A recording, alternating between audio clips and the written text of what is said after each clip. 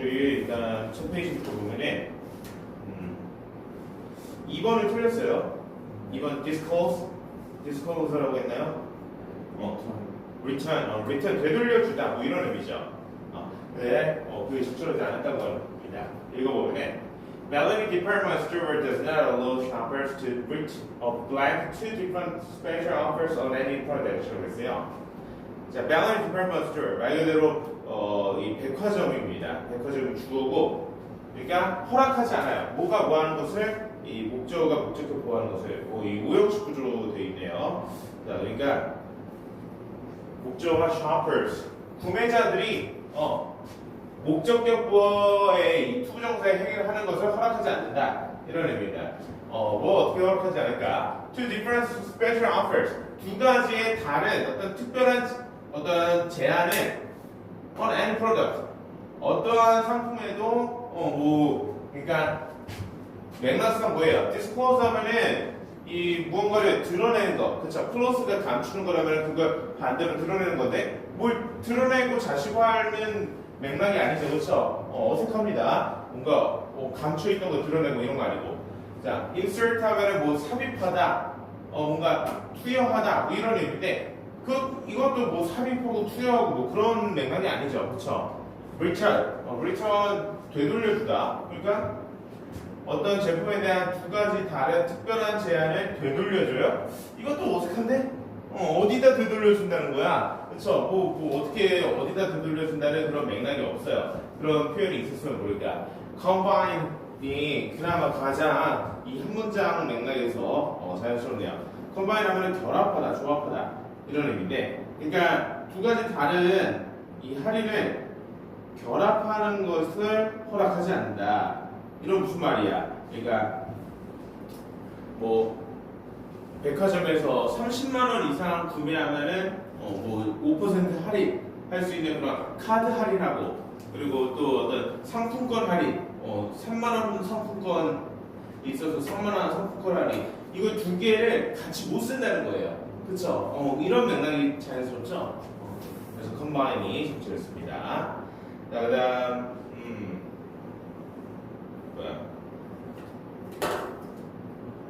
6번이었나요? 6번 보면은 After hours of discussion, the two CEOs reached a satisfactory blank and were able to form a partnership이라고 했어요. 자, 몇 시간의 논의 후에 토론을 해서 같이 이야기를 나눴어요. 회의를 나눴는데 이 두 명의 CEO들은 reach 도달했어요. 뭐에 도달했냐? 이 빈칸에 도달했습니다. 만족스러운 빈칸에 도달했다. 회의하고 만족하려면 어때야 돼요? 회의의 결과가 둘이 잘 맞아야죠. 둘 다 서로가 좋은 어떤 합의점을 찾아야 돼요. 그럼 뭐야? 만족스러운 합의에 도달했다. 이런 표현이 가장 적절하죠. 말 그대로 agreement 하면 동의, 합의 이런 의미잖아요. 이거 뭐 벌써 나오는데? 자, 그래서 were able to form a partnership. 서로 간의 협력 관계를 형성할 수 있었다. 이런 의미죠. 자, 몇 번을 답이라고 했나요? D negotiation, 협상 이런 의미죠. 만족스러운 협상에 도달했다. 그러니까 이 negotiation을 써도 괜찮을 수 있어요. 사실 써도 괜찮을 수 있는데 우리 가장 적절한 걸 찾는 거고, 그러니까 협상의 결과가 만족스럽다는 맥락으로 이렇게 그런 뉘앙스로 satisfactory negotiation 해도 되긴 한데 이걸 명확히 합의잖아. 그러니까 negotiation이라는 표현 자체는 협상이라는 의미고, 그 negotiation이라는 표현 자체에 그 협상이 합의인지 불일치인지 안 좋은 건지 좋은 건지까지는 이 사전적인 의미 자체에 담겨있지 않는데, 얘는 사전적인 의미 자체가 협의 결과, 협상의 결과, 합의 좋은 거잖아. 그쵸? 그래서 C가 가장 적절했습니다. 자, 여기는 더 없나요? 그래서 이렇게 사고를 할 수 있어야 돼요. 자, 그다음 9번. 빈칸에 들어갈 표현 적절한 거 찾는 거죠. 자, 9번에 이 9번째 문장에 빈칸이 있네요. 첫 번째 문장부터 읽어봅시다. 자, we have received a complaint about your Sky dishwasher. 자, 우리는 받았어요. 뭐를? 어떤 불만을, 그러니까 complaint을 받았습니다. 너의 Sky dishwasher에 대한 컴플레인을 받았어요. 이거 디슈워셔 식기세척기죠. 식기세척기 구매했는데 뭔가 마음에 안 드는 부분이 있나 봐요. And wish to give our assurance that we take the issue very seriously. 그리고 뭐 하고 싶어요? 우리 어떤 안심, 확신을 주고 싶다라고 있어요. assure하면 안심시키다, 확신시키다 이런 의미죠. 그러니까 고객에게 뭔가 우리가 적극적으로 대응할 거라는 이러한 안심이나 확신을 주고 싶다라는 거예요. 근데 어떤 안심이나 확신이냐면 that we take the issue very seriously. 우리가 이 문제를 굉장히 신중히 여기고 있다는 안심이나 확신을 주고 싶다라고 했어요. 자, 그러니까 여기 that 이 that이 이끄는 뒤에 절까지 that절이 어떤 역할을 하는 것 같아요?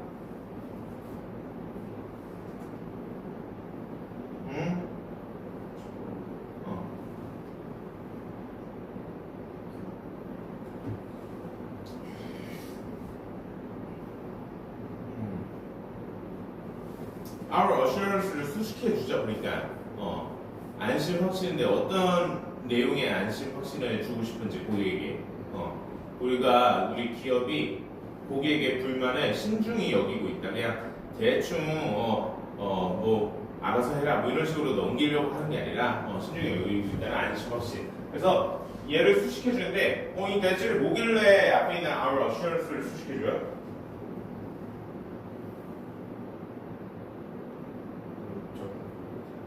한번 써봅시다. 우리 관계대명사절은 아니고 뭐냐 동격대절입니다. 동격대절. 동격대절을 알죠? 배워봤죠? 이게 내신에도 중학교 내신에도 나오기 때문에 배워봤을 겁니다. 그러니까 동격대절을 왜 쓰는 거예요?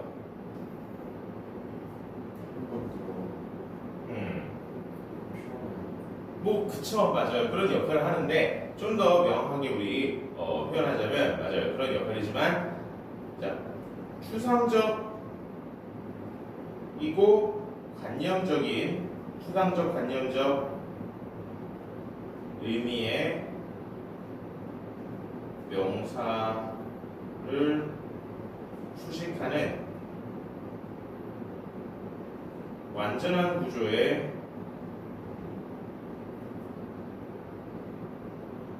대절이 바로 동격 대절입니다. 그러니까 추상적 관념적 의미의 명사를 수식할 때 관계대명사절처럼 목적어나 주어절이가 빠져있는 불완전한 절의 구조가 아니라 명사절의 구조예요. 그냥 명사절의 구조로 완전한 구조로 앞에 있는 이런 추상적 관념적 의미의 명사를 수식해주는데 자 추상적 관념적 의미의 명사라면 어떤 것들이 있나요? 어떤 의미의 명사들을 얘기하죠? love? 그럴 수 있어요. love. 맞아요. 사랑이라는 감정. 감정도 어때요? 관념적이고 추상적인 성격이 있죠. 맞아요. 그리고 이런 assurance, 확신, 안심, 뭐 이런 의미. 대표적인 것들이 이런 거죠. 그러니까 눈에 보이지 않고 이런 감정이나 머릿속에 존재하는 그런 대상들, 뭐 지식, 정보, 뉴스, 루머, 생각, 아이디어, 이런 것들. 무슨 말인지 알겠어요? 그러니까 말 그대로 아이디어, 뉴스, truth, 진실, 뭐 knowledge, information 이런 것들, 등등등 이런 의미의 명사들을 동격 대절을 수식해 줍니다. 동격 대절도 이 Part 5 토익 문법 문제에 나와요. 우리가 아직 한 번도 안 나왔는데 어쨌든 뭐 고객이 먼저 이 식기세척기 회사에 불만 사항을 표현하고 이거에 대한 이 답변으로 회사에서 고객에게 다시 보내는 이런 답변 메일이에요. 그래갖고 그 다음 문장 We would like to begin by blank about a few things. 자, 우리는 시작하고 싶다. 그러니까 고객의 문제점에 대해서 이 해결해 줄 건데 뭔가 이 빈칸에 대해서 함으로써 시작하고 싶다라고 하고 있어요. 그러니까 few things 몇 가지 것들에 대해 이렇게 빈칸 9을 해서 하고 싶다. 자, 뭘 한다는 걸까? 자, 뭘 하는지에 대한 내용은 다음 문장에 나올 가능성이 높겠죠, 그렇죠? 이거 보니까 Could you let us know by email when the appliance was purchased and who installed it and exactly what the problem is? 그러니까 Could you let us know? 알려줄 수 있나요? by email, 이메일로 이 세 가지 것에 대해서 when the appliance was purchased 그 제품이 언제 구입됐는지 그리고 who installed it 누가 설치했는지 그리고 정확히 문제가 뭔지 그러니까 이 몇 가지 것 a few things가 일단 이 세 가지인데 이 세 가지 것에 대해서 확인하고 시작하겠다 확인하면서 시작하겠다 알아내면서 시작하겠다 뭐 이런 표현이 들어가는 게 적절하겠죠 9번에 그쵸? 그래서 확인하다 알아내다 이런 표현이 들어가는 게 좋은데 inquiry 하면 무슨 뜻이에요? 응? 무엇을 문의하다 물어보다 그러니까 이거를 당신에게 먼저 물어봄으로써 시작하겠다 그쵸? 제품 언제 구입됐고 제품을 누가 설치했고 제품에 관한 정확한 문제가 뭔지를 물어봄으로써 시작하겠다 이런 의미로 썼습니다. 자, 답을 몇 번으로 했죠? C. responding. 응답하는 거죠 이거는. 그렇죠? 응답하면은 말 그대로 상대방이 뭐 말을 하면은 그에 대한 답변인데 그게 아니라 먼저 묻고 있습니다. 이런 세부 사항에 대해서. 그렇죠? 자, 11번. 빈칸. 자, 11번이 이 however 절 다음 절이 11번이고 그 다음이 12번이에요. 자, 여기서부터 여기까지만 보면 되겠죠? 여기서부터 봅시다. However, 그러나 there may be other issues. 아마 다른 문제들이 있을 수 있다. Especially 특히나 if it was improperly installed. 그러니까 이 제품이 적절하지 않게 설치되었다면 다른 문제가 있을 수 있다. 그러니까 제품에 지금 식기세척기에 문제가 생긴 고객에게 그 문제가 설치 과정 중에서 생길 수도 있다 이런 얘기를 하고 싶은 거죠, 그렇죠? 설치 기사가 뭔가 실수로 잘못 설치했다든지 아니면 설치 과정에서 뭔가 결함이 생겼다든지 뭐 그런 얘기를 하고 싶은 것 같아요. 그 다음 11번 문장이 나왔고 그 다음 문장 Also, we realized that getting the dishwasher to our shop could be a major inconvenience. 그러니까 또한 우리가 압니다. 이 디시워셔를 우리 가게로 가져오는 것이 어떤 주요한 큰 불편함이 될 수 있다는 것을 그렇죠? 그거를 승용차에 못 싣잖아요, 그렇죠? 그러니까 나처럼 어때요? 온몸이 거의 헐크인 사람 한 손으로 들고 가면 되는데 보통 일반인들은 불가능하잖아요, 그렇죠? 자, 미안합니다. 자, 그래서 어쨌든 여기는 그냥 이 앞의 맥락 그러니까 문제점에 대해서 분석하려는 거죠. 문제점의 원인에 대해서 그렇죠. 원인을 설치 과정에 있을 수 있다 이런 얘기를 하고 11번 문제를 갔는데 원인에 대한 이야기를 하지 않고 갖고 오는데 불편함이 있을 수 있으니까 뭔가 방문하겠다 우리 테크니션을 보내겠다 이런 얘기로 전환되고 있어요. 그럼 여기까지 볼 필요 없고 자 일단 다시 한번 볼게요. 설치 과정 중에서 문제가 있다면 다른 문제가 있을 수 있다. 그럼 설치 과정에서 생길 수 있는 그런 부분에 대한 내용에서 연장된 내용이 11번 문장에 들어가야겠죠. 그렇죠? 그래서 너 C라고 했죠? 자, D가 적절했다고요. D 보니까 We need to know these details before we can act on complaint. 그러니까 우리는 이런 세부 사항들을 알 필요가 있다. 뭐 하기 전에 너의 컴플레인에 대해서 우리가 어떤 행위를 실행하기 전까지 자, 이 정도의 의미의 표현이 들어가는 게 좋겠습니다. 그러니까 A, B, C, D 다 이 실문 바로 앞문장에서 얘기했던 어떤 설치 과정상에 대한 이야기는 없었어요. 그게 있으면 사실 더 자연스럽고 좋고 문제 풀 때도 확실한데 그러진 않았고 그나마 적절했던 게 D라는 거야. 왜? These details 이러한 세부 사항들을 알 필요가 있다라고 했는데 몇 가지 세부 사항들에 대해서 계속 물었어요. 아까도 이 세 가지, 그쵸? 이 세 가지 물었고 그리고 그 다음 절도 한번 보자면 If the machine turns out to be blank, then we repair or replace it. 그러니까 결함이 있다는 것이 입증되면 뭐 고치거나 교환해 줄 거다. 결함 있는 defective. 그리고 다른 문제들이 있을 수 있다. 만약 제대로 설치되지 않았다면. 그러니까 이것도 하나의 얘들이 기업 측에서 알고 싶어하는 세부 사항 중에 하나가 될 수 있죠. 설치가 제대로 됐는지 안 됐는지에 대한 세부사항과 언제 구입됐고 누가 설치했고 정확히 문제가 뭔지 이러한 4가지 정도로 들어준 세부사항들을 제대로 알 필요가 있다. 그러니까 제대로 다시 한번 답변을 줘라 이메일로 이런 얘기를 하는 게 자연스러울 수 있습니다. 충분히 그렇죠? 그리고 뭐 테크니션 보내겠다 이런 다음 문단으로 넘어간 거고요.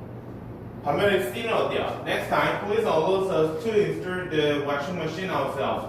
자, 다음에는 please 허락해주세요 우리에게 뭐야? 이 washing machine. 그러니까 지금 dishwasher 일단 dishwasher 문제인데 washing machine 뭐예요? 세탁기죠. 식기세척기하고 세탁기는 다른 거죠. 식기세척기는 뭐야? 그릇, 접시, 포크 이런 거 닦는 거고 washing machine은 뭐야? 옷 빠는 거죠. 옷을 세척하는 거예요.